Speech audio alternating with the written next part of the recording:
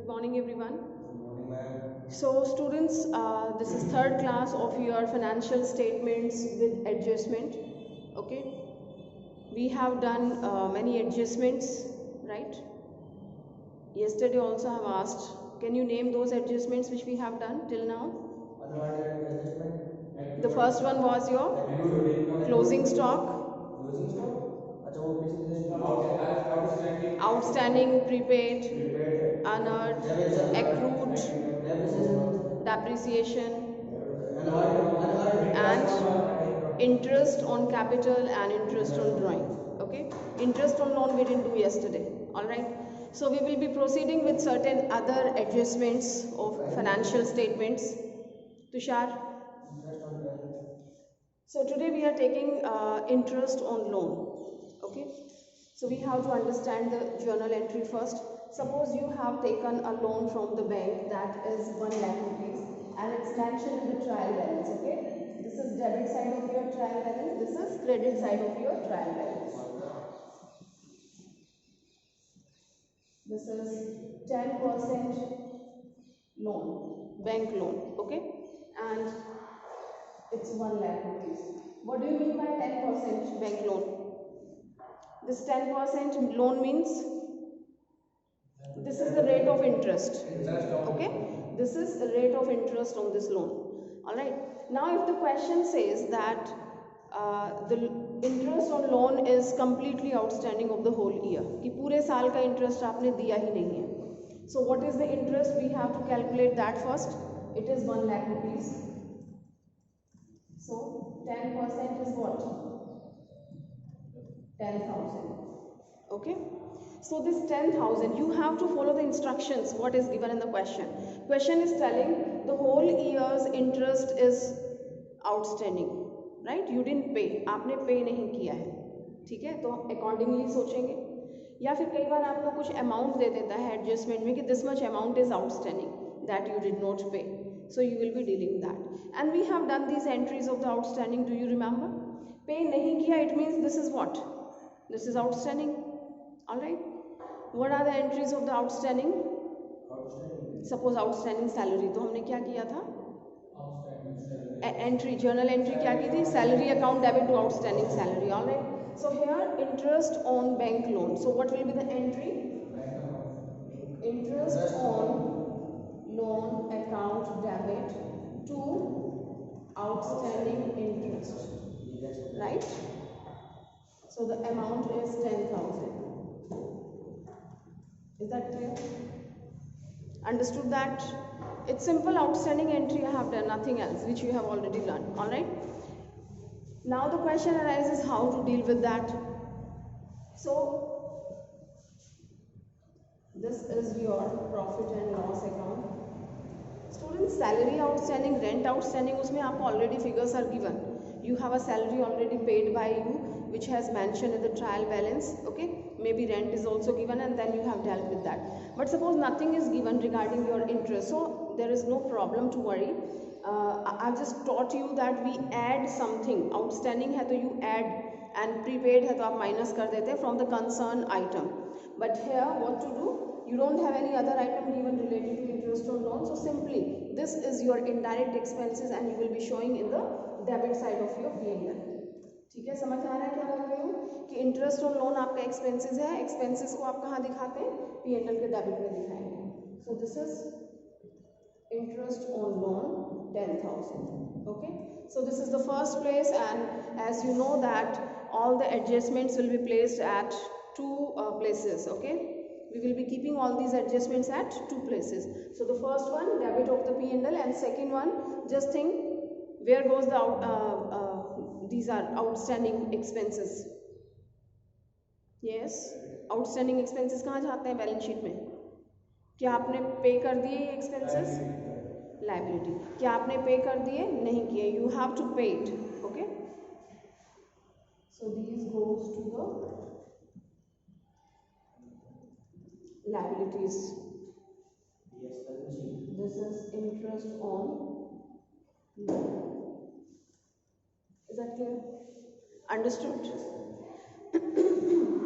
Now the most important adjustment we are going to do, and it are little efforts and mind. Although we require mind in all the adjustments, right? But here, especially you have to be attentive. Your 100% attention is required. Okay? So the name of adjustment is bad debts. Bad debts, and later on we will study about the provisions for bad debts. Okay? So let's talk about the bad debts first. If the bad debts concept is clear, only then we can move to the provision for bad and doubtful debts. Alright? Okay, you have to understand, students, although we have discussed it many times in the classroom, debtors, from where the debtors arises. समझ आया क्या बोला? Debtors कहाँ से create होते हैं, कहाँ से अराइज होते हैं, कहाँ से आते हैं डेटर्स, कैसे लाइक बुक्स में आ गए हो, नहीं पता? हाँ, लेकिन कहाँ से, क्या, कौन होते हैं डेटर्स? असेट्स होते हैं, बट कहाँ से क्रिएट होते हैं, इनका जन्म कहाँ से होता है, कहाँ से निकल के आ गए ये, इनका क्रिएशन कहाँ से हुआ डेटर्स का?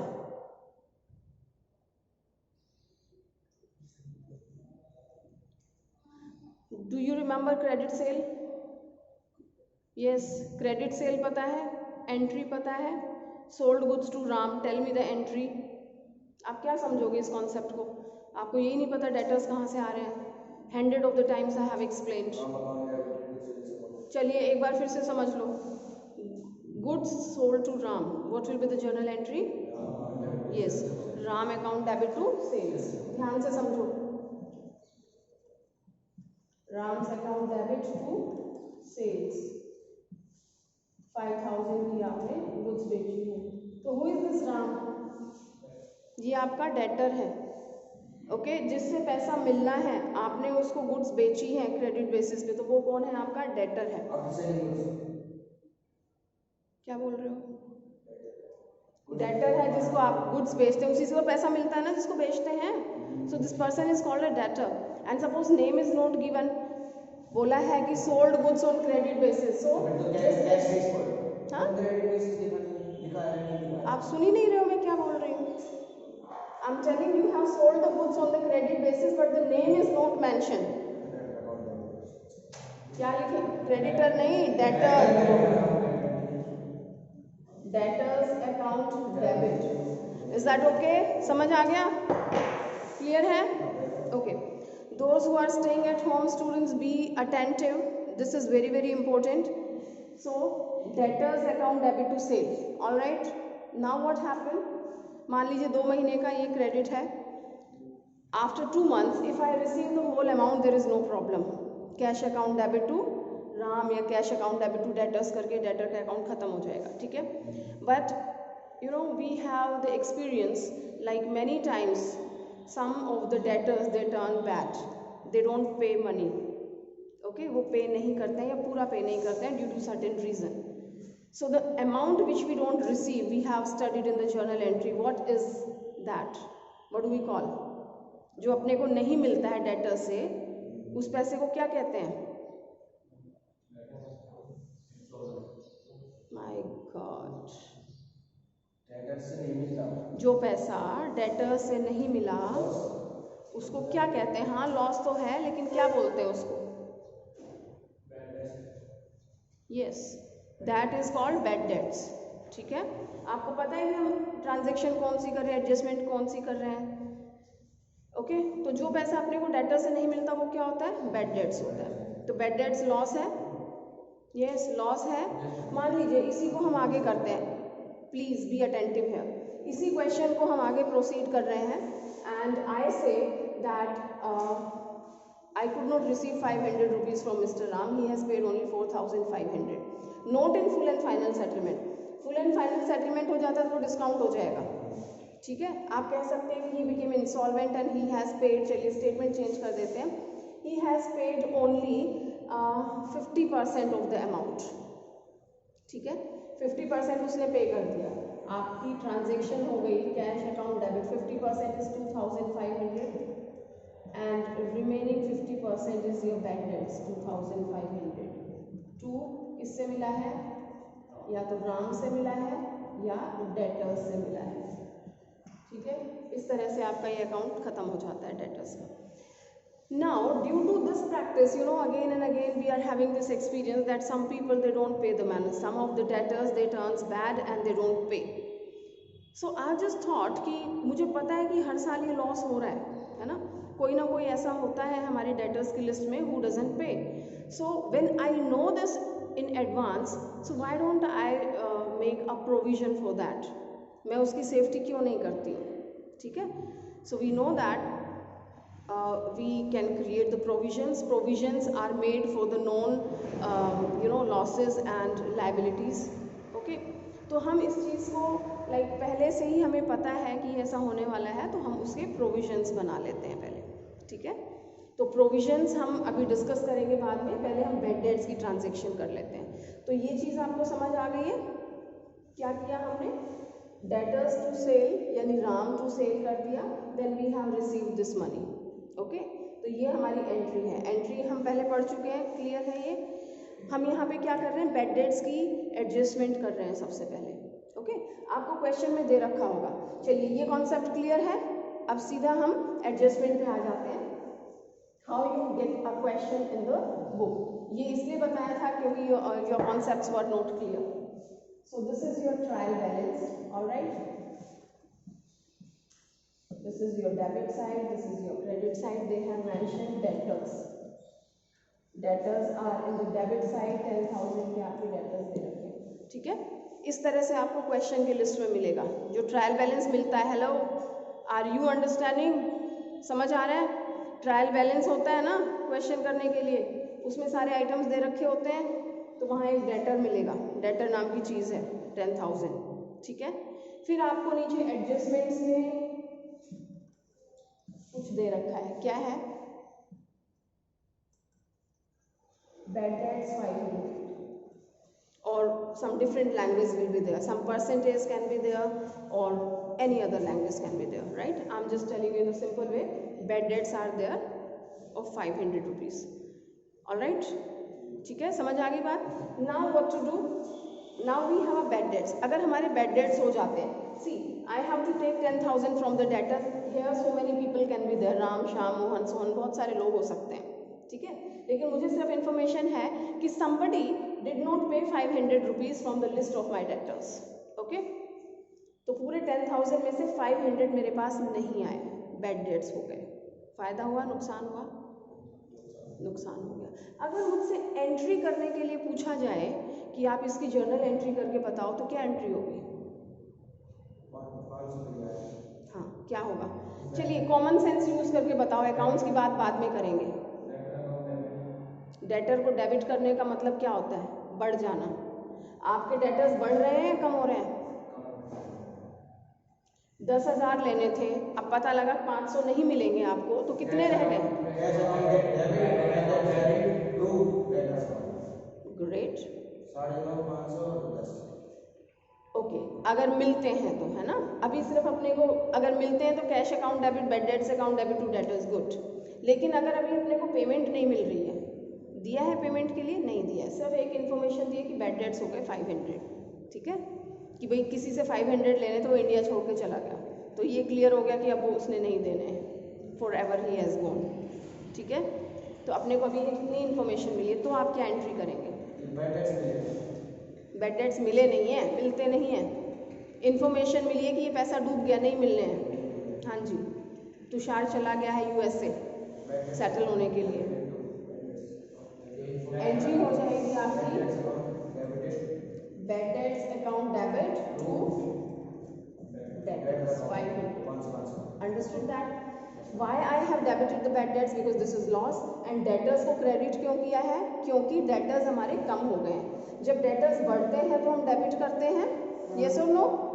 डेबिट बैलेंसेस है ना, और अगर ये कम हो रहे हैं तो हम इसको क्रेडिट करते हैं। Alright, the entry is clear, right? Now what to do? We have to adjust the things in the final accounts. तो final accounts में कौन से accounts पे ये इफेक्ट डाल रहा है? बैड डेट्स क्या है? Answer me fast. Bad debts क्या है? लॉस। क्या डायरेक्ट लॉस है? Indirect. Indirect expenses and losses goes to the P&L account. Bad debts के डेबिट में दिखाएंगे आप। Yes, bad debts how much? 500। Is that okay? Tushar look है, उसको रहने दो अभी। क्या चेक कर रहे हो? नहीं, क्या चेक कर रहे हो तुम? Are you crazy? ये चेक कर रहे हो कि ये क्या लिखा है? इधर देख लो। फिर तुम ही हो जिसको बहुत ज्यादा प्रॉब्लम होती है हर जगह। Just quiet and pay attention. Bad debts clear है? बैड डेट्स लॉस है तो कहाँ आएगा? कहाँ आएगा? P&L के डेबिट में लिख दिया हमने, ठीक है। अब इसका दूसरा इफेक्ट क्या पड़ा है? We know that the adjustments comes at 2 places. इसका दूसरा इफेक्ट कहाँ जाएगा? ऑफ कोर्स डेटर्स पे। अगर नॉर्मली हम बात करें तो मेरे 10,000 के डेटर्स थे, 500 डूब गए, तो अब कितना मिलना है? 9,500, ठीक है। तो दूसरी जगह कहाँ दिखाते हैं आप? You prepare the balance sheet, क्योंकि डेटर्स कहाँ का आइटम है? डेटर्स असेट्स है ना, जिससे पैसा मिल रहा है वो असेट्स है। तो डेटर्स आपका असेट साइड का आइटम है। डेटर्स कितने के थे? आपको कैसे दिखाना है ये बता रही हूँ। डेटर्स आप लिखेंगे 10,000 minus bad debts 500। Outer column में आ जाएगा आपका 9,500। समझ आया? Is that clear? So this is the simple entry, I mean simple adjustments of the bad debts. Okay, those who are at home just understand it. Bad debts के वजह से क्या हुआ? आपके debtors कम हो गए. So all the adjustments comes at 2 places, and the first one is show it in the debit side of your P&L because it is a loss, and second time reduce from the debtors. It's so simple. Is that okay? And this much time we have taken to clear the concept. Okay, Tushar समझ आ गया? If you have understood this much only, then you can proceed. Otherwise, you will not understand anything.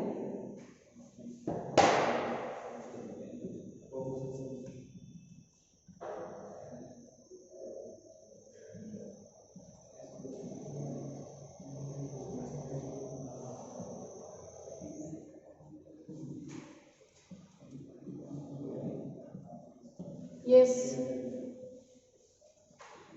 Now you have to be very careful. ध्यान दो. This is what provisions for bad and doubtful debts. Tushar, अब हमें पता है कि हमने बहुत सारे लोगों को गुड्स बेची हैं क्रेडिट बेसिस पे, ठीक है।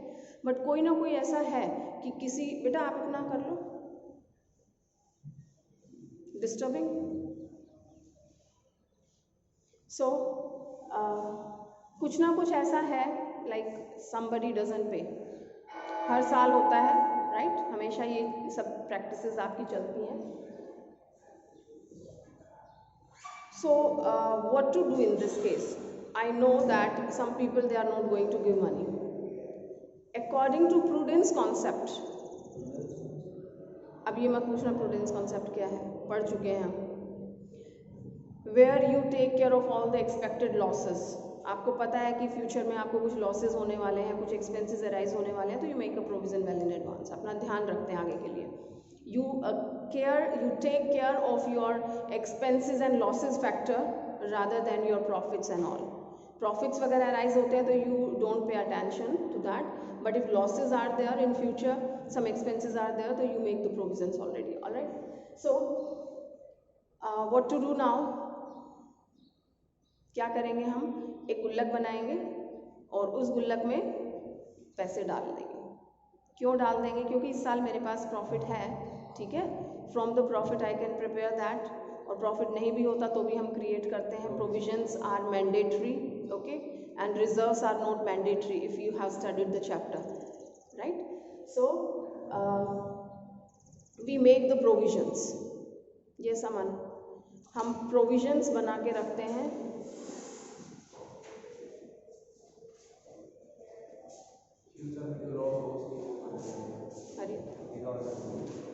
यस, हम प्रोविजंस क्रिएट करते हैं, ठीक है. और ये प्रोविजन हम तब काम में लेते हैं जब अपने को लॉस होता है. तो ये चीज़ एक एग्जाम्पल से आप समझेंगे, बहुत अच्छे से समझ आ जाएगा. यस तुषार.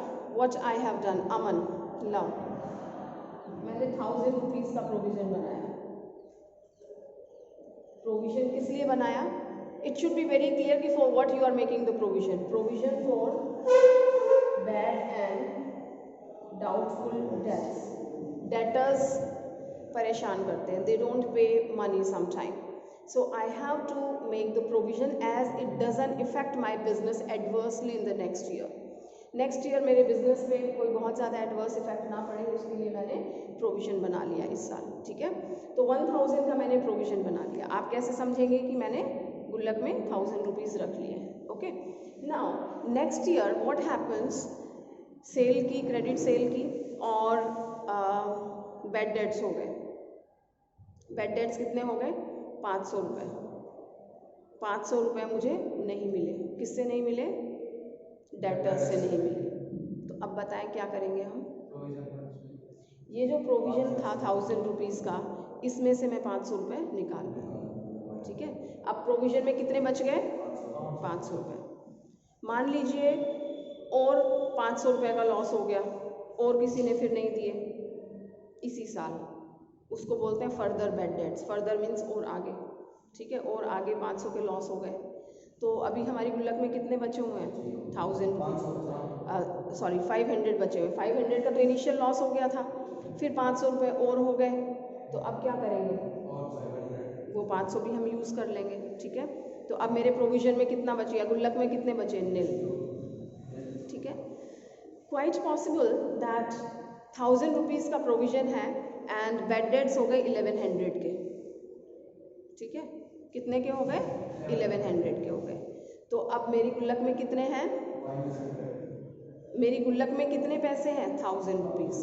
तो ये 1000 रुपीज़ मैं अपना लॉस कंपनसेट करने के लिए यूज़ कर लूँगी।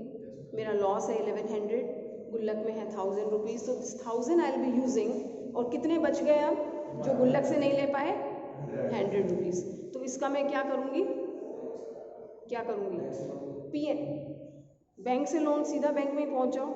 ये 100 रुपीज़ मेरा लॉस हो गया है, तो losses are shown in the P&L, right. तो P&L के डेबिट साइड में दिखा देंगे, ठीक है। So students, we are short of time because the next period has started and it has a lot of thing to do. अभी इसको हम नेक्स्ट वीडियो में दोबारा से शुरू करेंगे, ठीक है। It has so many things to learn, okay. So just do the adjustments of interest on loan and bad debts, all right. So do these 2 adjustments and related back questions. So tomorrow we'll have the time from the very starting and we'll have more time so we can complete this whole provision for bad debts in one lecture, all right. Thank you.